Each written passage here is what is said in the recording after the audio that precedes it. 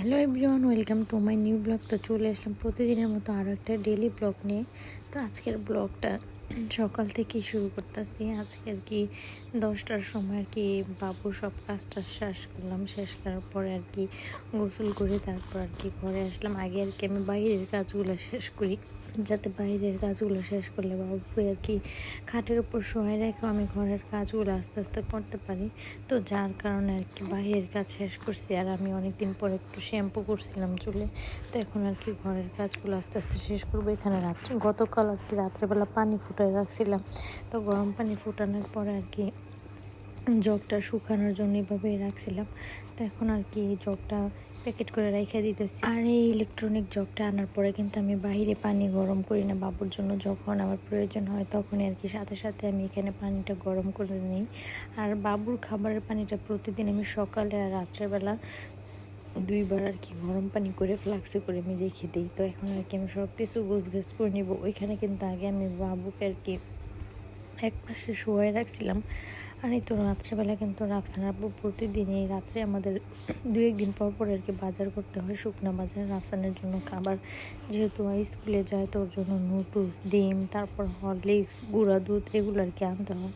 তো সে আর কি রাত্রেবেলা নিয়ে আসছে, তখন আর কি আমি সময় পাই নাই। তারপরে বাবুর জন্য প্যাম্পাস, তো এগুলো আর কি এখন আমি সব কিছু ড্রয়ারে গুছগাছ করে রেখে দিব। প্রথমে আর কি খাবারটা রাখলাম, আর এখন আর কি প্যাম্পাসগুলো রেখে দিতেছি, কারণ প্যাম্পাস শুধু আমি রাত্রেবেলা পরে, দিনের বেলা পড়ে না। কারণ বেশিক্ষণ পড়ানো থাকলে বাচ্চাদের আবার ঠান্ডা লেগে যেতে পারে, যেহেতু বাবু ছোট।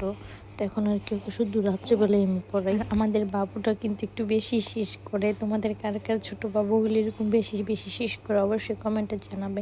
আর আমার জানা মতে বাবুরা কিন্তু এরকম ছোট বাবু যারা আছে তো ওরা একটু বেশি শীষ করে। তো কারণে আর কি আমি রাত্রে আমি 12টার পরে পড়াই, আবার ফজরের পরে আর কি আমি খুলে ফেলি। আমি বেশিক্ষণ রাখিও না, যাতে রাত্রিবেলা আর কি আমি ঘুম আসলে যেহেতু বুঝতে না পারি তো কিন্তু শেষ করে শুয়ে থাকতে পারে। তো এই কারণে আর কি আমি রাত্রিবেলা পড়াই, দিনের বেলা পড়াই না। তো এখানে কিন্তু আবার বিছানার মধ্যে সব কিছু এলোমেলো হয়ে আছে, বাবুর কাঁথা, তারপরে ঝুড়ি টুড়ি সব কিছু এখন আর কি আমি গুছগাছ করবো। গুছগাছ করে বিছানাটা কিছুই আর কি ঝাড়ু টাড়ু দিয়ে তারপরে আর কি আমি এখন ঘরটাও মুছে নিব। যেহেতু বাবুকে একটু ঘুম পাড়াইছি, তো এখন আর কি এই সুযোগে আর কি আমি সব কাজগুলি সেরে নিব। বাবুরা ছোট থাকলে কিন্তু এরকমই হয় মায়েদের, কারণ ওদের একটু খাওয়ায় তারপরে ঘুম পাড়ানোর পরে কিন্তু মায়েদের কাজ করতে হয়, তাছাড়া কিন্তু কাজ করা যায় না। এত ছোট বাচ্চারা কিন্তু কান্না করে। আর এখন যেহেতু আমি একা থাকি তো রাফসানকে নিয়ে সকালেই কিন্তু ওর নানুর সাথে ওই আর কি স্কুলে চলে যায়। এখন কিন্তু রাফসান ভালো হয়ে গিয়েছে, মানে প্রায় 2 মাস হয়েছে রাফসান স্কুলে জানা। তো আজকে থেকে কিন্তু আবার যাওয়া শুরু করছে। ইনশাল্লাহ এখন থেকে প্রতিদিন ওকে স্কুলে পাঠানোর চেষ্টা করব। আমি ওকে এমনি তো প্রতিদিন স্কুলে পাঠাইতে চাই, কিন্তু ও মানে কিছুদিন স্কুল গ্যাপ দেওয়ার পরে এখন আর যাইতে চায় না। তো এখন একটু মর্জি করতেছিল, তো সব কিছু ঠিক হয়ে যাবে।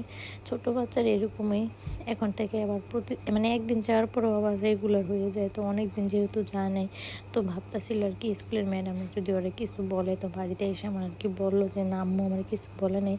তো আর কি অনেক খুশি হয়ে গেছে, ও ভাবছিল যে ওর অনেক কিছু বলবো। তো স্কুলে যদি কেউ ওর আর কি মানে অপমান করে, মানে এই জিনিসটা ও আর কি অনেক লজ্জা পায়। তো তোমরা সবাই দেখতেছো যে আমি এখন কত সুন্দর করে বিছানাটা গুছিয়ে রাখলাম, কিন্তু একটু পরে আমার ওইরকমই হয়ে যাবে যেহেতু ছোট বাচ্চাদের ঘর। তারপর আমি চেষ্টা করি একটু পরপর আর কি গুছিয়ে রাখার। তারপরে এখানে আবার সোফার মধ্যে কিছু কাপড় আছে, তো রাত্রেবেলা আর কি এগুলো খুলে রাখে প্রতিদিন ওর আব্বু। তো এখানে ওগুলো আর কি গুছগাছ করে নিতেছি। এখন আর কি মশারিটা এখান থেকে সরাই দিব। সোফার উপরে এখানে কিছু রাফসানের কাপড় চোপড় ছিল, সকালে ওই স্কুল যাওয়ার সময় আর কি ওটা জামা কাপড়গুলো খুলে রেখে গেছে। তো এখন আর কি এগুলো আস্তে আস্তে আমি এখান থেকে সরাই নিব। তো সব কিছু গুছাইবো, তারপর এগুলো আর কি ভাঁজ করবো। আর যেগুলো অপরিষ্কার আছে ওগুলো আর কি ধোয়ার জন্য বালতিতে রেখে দিব, আবার কালকে সকালে ধুয়ে নেব। কারণ আজকে যেগুলো ধোয়ার ছিল ওগুলো আমি ধুয়ে নিয়েছি, তো আজকে আর কোনো কাপড় চোপড় ধুবো না। যেহেতু এখানে এগুলো করতে করতে আমার দুপুরে হয়ে যাবে, আবার সাথে আমার ঘরও মুছতে হবে। বাবু তো বেশি লং টাইমও ঘুমায় না, ও অল্প সময় আর কি ঘুমিয়ে থাকে, মানে 10 মিনিট 15 মিনিট ঘুমায়, তারপরে আবার একটু জাগে, একটুখানি খেলা করে, তারপরে আবার ঘুমিয়ে পড়ে। ও যেহেতু এখনও ছোট, তো ওর কিন্তু একসাথে প্রায় 1 ঘন্টা এরকম ঘুমটা হয় না, ওর একটু পরপরে ঘুম ভাঙে আর একটু পরপরে জাগে। এখানে কিন্তু আমি ভিডিও করতেছি, মানে ভিডিওর ভয়েস ওভার করতেছি। তো এখানে কিন্তু বাবু আমার সাথে শুয়ে আছে, ও আর কি আমার চুলগুলো ছিঁড়তেছে শুয়ে শুয়ে। তো আলহামদুলিল্লাহ বাবু আগের থেকে একটু ভালো আছে। তোমরা সবাই আমার ছেলের জন্য দোয়া করবে। কিন্তু ওর ঠান্ডাটা কমতেছে না, জ্বরটা একটু কমে গেছে। তো ইনশাল্লাহ খুব তাড়াতাড়ি তোমাদের সামনে আমার আমার ছোট্ট ছেলেটাকে নিয়ে আসবো, আমার ছোট্ট রাজপুত্রটা। ও আবার আমার সাথে সাথে কথা বলতেছে, সবাই মার্শাল্লাহ বলে যাবে। কিন্তু তারপরে এখানে অনেক দিন পরে কিন্তু আবার আমি একটু নিজে একটু আয়নার সামনে আসলাম। তো তোমরা সবাই অবশ্যই কমেন্টে বলে যাবে। আর এখানে কিন্তু লাইট একটা অফ ছিল, যেহেতু কারেন্ট ছিল না, তো এটা একটু অন্ধকার অন্ধকারই ছিল। তো অনেকদিন পরে আর কি ভিডিও করলাম নিজেকে, মানে এখন আর কি ভিডিও করার মতো আমার কোনো সময় নেই, তো যার কারণে ভিডিও করতে পারি না। তো এখন আর কি লাঠিটা কিন্তু আমি আগে থেকে ক্লিন করে নিয়ে আসছিলাম। আর এখানে কিন্তু আমার শিলিটা যেহেতু শুকায় নেই, তো যার কারণে পা পোস্টারকে আমি তারপরে এখানে আর কি আমি নিচু হয়ে বা পোস্টটা উঠাইতে পারতেছিলাম না। তো রাফসানকে বললাম, আমার লক্ষ্মী ছেলের মতো পাপোসটা একটু উঠাই দিল, আমি বাইরে রেখে আসলাম। পরে আর কি ঝাড়ু দিয়ে তারপর নিয়ে আসবো। তো এইগুলো আমি এখান থেকে সরাই নিব, আগে একটু ঘরটা ক্লিন করে নিই, তারপর আমি সরাই নিব। তো এখন আর কি তাড়াতাড়ি করে মুছতেছি, কারণ এখন আমার সময় নেই। তো আমি আর কি ভিডিও কিন্তু একদিন করে রাখি, আমার ব্লগ আপলোড করতে লং টাইম লাগে, কারণ আমি ভিডিও এডিট করতে পারি না সঠিক সময় মতো। এক ছেলেকে স্কুলে পাঠানোর কাজে ব্যস্ত থাকে, আবার ওকে একটু বাড়ির কাজ দেওয়া হয় স্কুল থেকে বাসার ম্যাডামের, তো ওগুলো নিয়ে আমি খুবই ব্যস্ত থাকি। আবার সাথে আরেকজন তো আছি, তারপরও সব মেয়েদের ঘরে একটু হালকা পাতলা টুকিটাকি কাজ থাকেই।